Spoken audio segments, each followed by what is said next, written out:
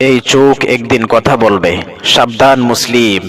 Cinema দেখে চোখে পানি আসে, নাটক দেখে চোখে পানি আসে, বিরহের গান শুনলে চোখে পানি আসে, অবৈধ প্রেমের কারণে চোখে পানি আসে, পছন্দের দল খেলায় হারলে চোখে পানি আসে। তুমি প্রতিদিন আল্লাহর কতই না নিয়ামত পেলে, একবারও শুকরিয়া আদায় করলে না। প্রতিদিন না চাইতে সামনে রিজিক এনে দেয়, তারপরেও মহান আল্লাহর কথা ভাবলে না। কে তোমাকে সুস্থ রাখলো? কে তোমার গুনাহগুলো গোপন করে সম্মান বাড়িয়ে দিল? এত নাফরমানি করছো, কত পাপ করছো।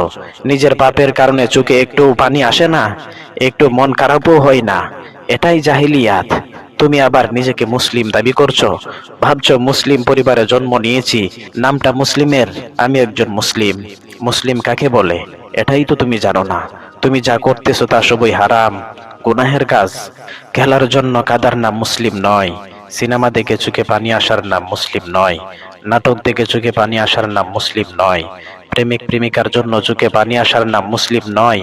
মুসলিম মানে আল্লাহকে স্মরণ করা, মুসলিম মানে রাসূলুল্লাহ সাল্লাল্লাহু আলাইহি সাল্লামকে অনুসরণ করা, মুসলিম মানে কুরআন সুন্নাহর অনুসরণ করা, মুসলিম মানে একমাত্র আল্লাহর ইবাদত করা, মুসলিম মানে নিজের ইচ্ছাকে আল্লাহর কাছে সমর্পণ করা। পবিত্র কুরআনে আল্লাহ তাআলা বলেন, হে মানুষ, তোমাদের উপর আল্লাহর নিয়ামতকে তোমরা স্মরণ করো। আল্লাহ ছাড়া আর কোনো স্রষ্টা আছে কি যে তোমাদের আসমান ও জমিন থেকে রিজিক দেবে? তিনি ছাড়া কোনো সত্তা ইলাহ নেই। অতএব তোমরা কোথায় ফিরে যাচ্ছ? এখনো সময় আছে, তওবা করে ফিরে আসো। মনে রেখো আল্লাহর পাকড়াও বড়ই কঠিন। এমন সময় এমন অবস্থায় পাকড়াও করবে, তখন হাউমাউ করে কাঁদার শক্তিটুকু শরীরে থাকবে না। আল্লাহ বলেন, আর যখন তোমাদের রব ঘোষণা দিলেন, যদি তোমরা শুকরিয়া আদায় করো তবে আমি অবশ্যই তোমাদের নিয়ামত বাড়িয়ে দেব, আর যদি তোমরা অকৃতজ্ঞ হও নিশ্চয়ই আমার আযাব বড় কঠিন।